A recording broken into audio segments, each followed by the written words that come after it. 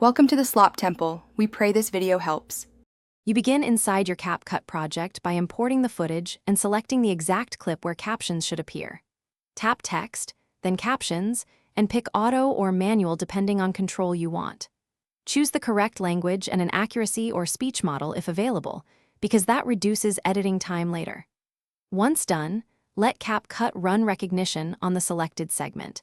This gives you a first-pass transcript to correct rather than typing from scratch. Now you refine timing and wording so viewers can read comfortably. Tap each caption bubble, drag its edges to align with the spoken phrase, and correct misheard words and punctuation. This step matters for clarity and search.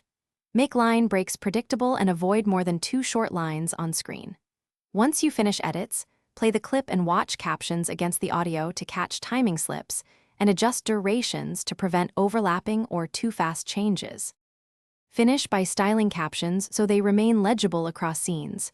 Pick font size, color contrast, shadow, and safe placement.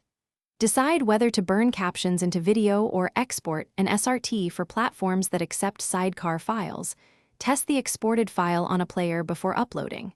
If captions drift after edits, resync timestamps using trim handles or rerun auto recognition on the problem segment to regenerate timing. This quick fix resolves most alignment issues. Thanks for watching. Consider subscribing if we helped you.